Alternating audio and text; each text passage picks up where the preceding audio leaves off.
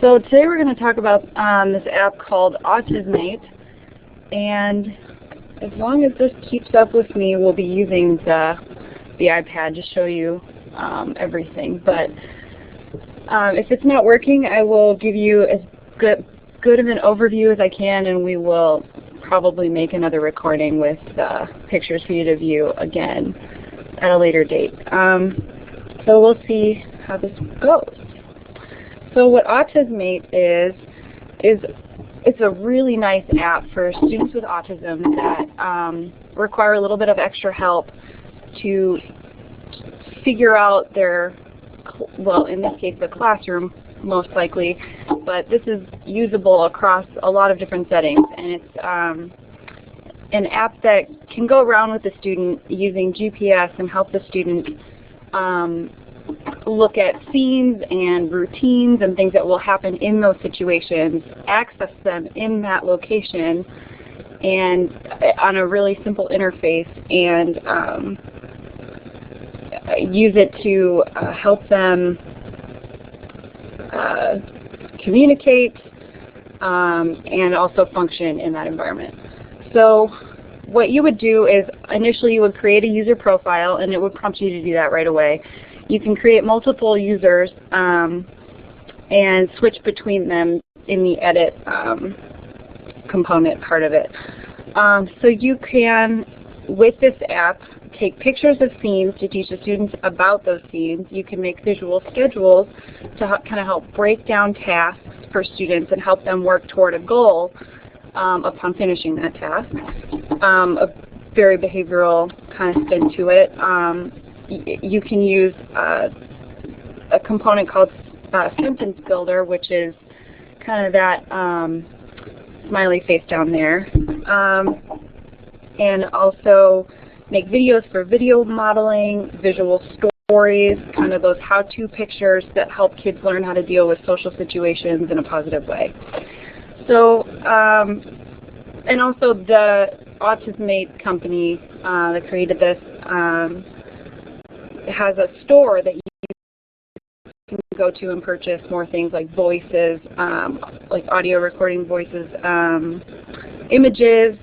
There's already embedded in to the program a plethora of symbols called symbol sticks, but you can add more. You can also purchase videos pre-made so that you don't have to do them yourself. But typically what you do is start kind of with a blank slate and make everything in this app tailored towards that student and what that student is experiencing. So right now we have open a demo so that it can give you a good idea. So right off the bat, we're kind of at, you can see we're at my house. You can also go to different places. You can choose the location that you're at. The GPS component can help pull up what is relevant to the student wherever they are. So you could have one for school, you could have one for Walmart. I'm going to stick to this home one just because I know it best yet. And can navigate, and it has some really good ways to show you how to use this app. So I'll click on the bedroom scene. So right here you can see that there are a lot of different hot spots on here. The stars, there's, this keeps popping up on me, so you'll just have to pardon that. But there's, in the bedroom you can see pop-ups of, looks like a little iPad on the bed, a blue circle, or a blue square, a green circle, and a couple of stars. So when you click on them, they do different various things. So what you would go in and do is create a hotspot for something that you need your student to understand. So the desk in the left side, that is helpful. You could maybe put, like, this is where you do your homework as a hotspot. But some of these are set in here already, and I'm going to see if this will work for you guys, if you can hear it, but I'll describe it to you if it doesn't work very well. So right, when you click one of the hotspots, the center one is, the center star is what I picked. Up pops a coloring book picture and a puzzle picture, and the student can then select one of these and a voice will spit out what the student selected. So A puzzle would be fun. what you can do is go in and record your voice, create that picture, and put that within that hotspot so the student can pick out of the things that the student can do in that area of the room. So another thing that you can do is this iPad-looking one on the bed. I'm going to let that refresh for you. Is actually this hotspot is a video. So what would pop up is maybe it's, let's see, actually. So this is actually kind of a visual story. It tells you what, this pops up and it tells you what you would do for your bedtime routine. So the first thing that popped up is the first page, and then the student could select the green arrow, go to the next, I get my pajamas. And go to the next page, and here, this is what you should do next. You should go get your pajamas. And the next picture would pop up. Once I'm wearing my pajamas, I'd go to the bathroom and brush my teeth.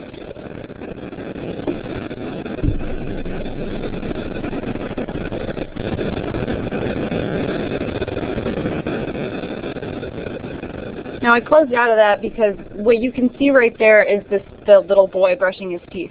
That's actually a video. So when you turn the page, you can embed a simple video on that page. And I'm going to show you guys how to add things like that in a minute.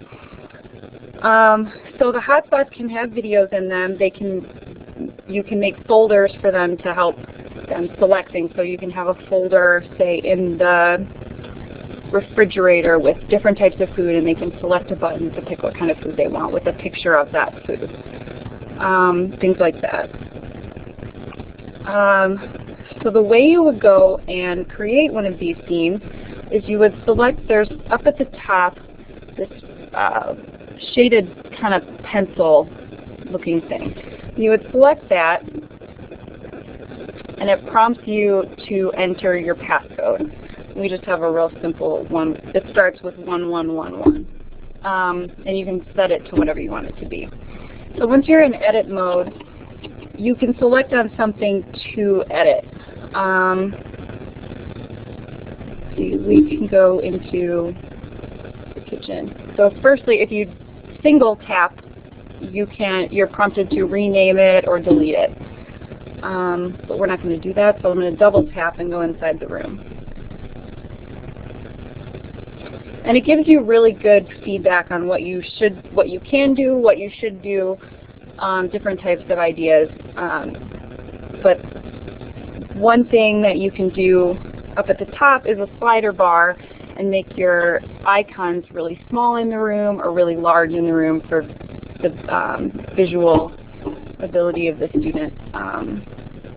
So one of the hotspots in here is, you can see the hands with the bubbles. That one is, let's see if we can get it to work, but this was a video of somebody washing their hands. So it was just a video of hands under the sink using soap, washing their hands. But when you're in edit mode, what comes up is this customized hotspot. So what you can do is record a phrase to play. As soon as the student hits that hotspot, you can set a video to it. You can add a link. You can copy that hotspot. You can delete it. You can change the image. You can remove the video, and you can rename the video. So let's see what else you can do. I'm going to give you an example of kind of. I'm going to get out of edit mode so I can show you. But once you go, you click the star into the refrigerator. This is what kind of pops up. It'll show you different folders of the things that you can pick. So you can pick from breakfast foods, and that looks like it would open it into another folder where more selective foods would be. A fruit folder, you can have specific items that maybe the student likes, specifically like applesauce that could be on the front page, different things like that, and have I'd love some applesauce. And have the button count as a way for the student to communicate that they want that item. So also, let's see, we can go back into edit mode here. This pencil down at the bottom, this large pencil, that's also where you can add a hotspot. So once you've added a hotspot, you are prompted with all those different items I showed you before of what you can do with that hotspot. So you can add a story hotspot, a scheduled hotspot, a voice hotspot, a choice board, a video, a link, and an empty one. There's all these different types of ways that you can make a hotspot, and I'm just going to show you the different types. So we can go into the bathroom here.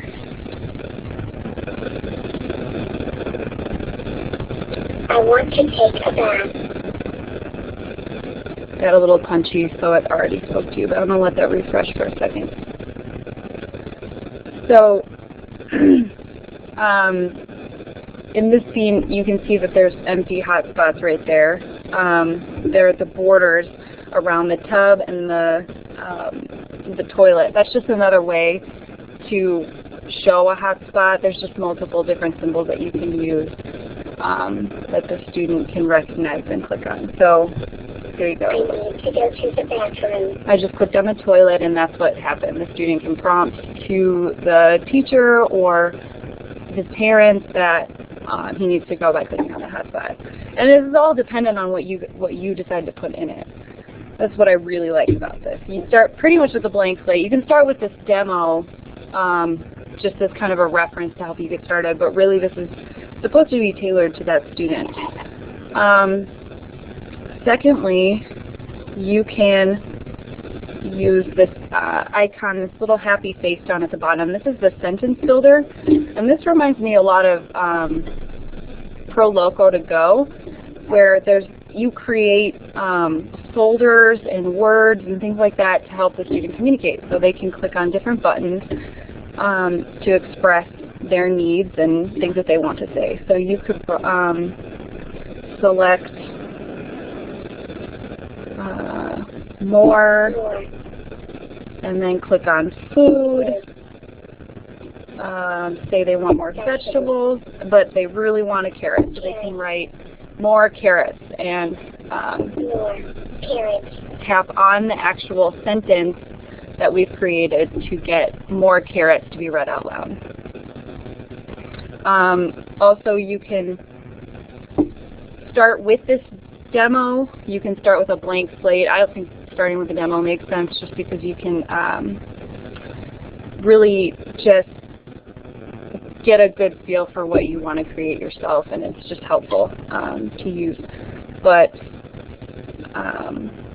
again, you really want to tailor it to that student. So you can go back, and then the last and my favorite component is this visual schedule piece to this app. You can create different types of visual schedules that the student will follow in order to reach their end goal, which could be a break from work, a snack, things like that. So you can have, what this demo has are different routines like an after-school routine. So you can create these, started already, but what you do here is you can add pictures in the edit mode, and I'll get you into there so you can see.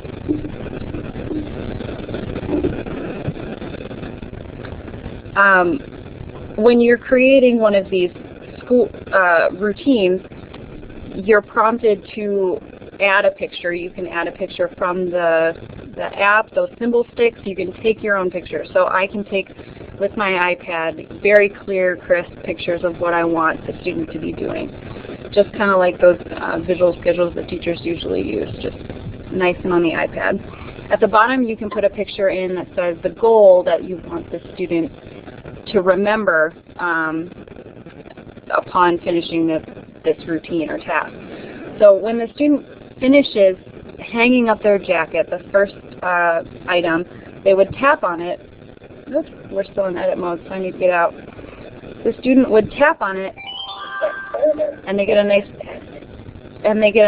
check mark, a nice sound, and then a verbal prompt of the next thing to do.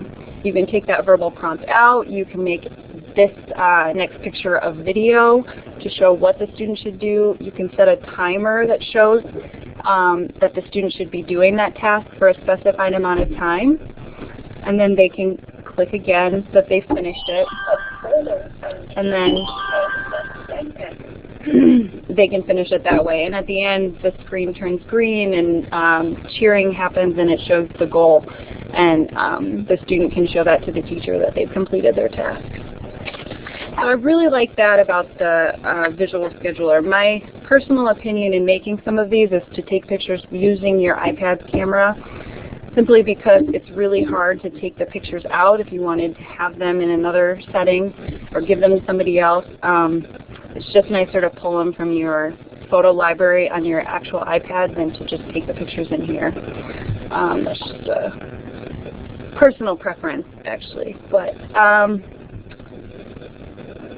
and I think that's really the gist of this app. I think it's a really, really nice app. It's a little bit expensive, $149 in the App Store.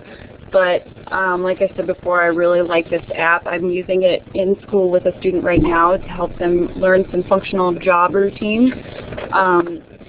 Right now, actually cleaning bathrooms, taking out recycling, things like that in the school. And it's really working well, and I think this is a fantastic app, especially for those students who really like those iPads or have them already. So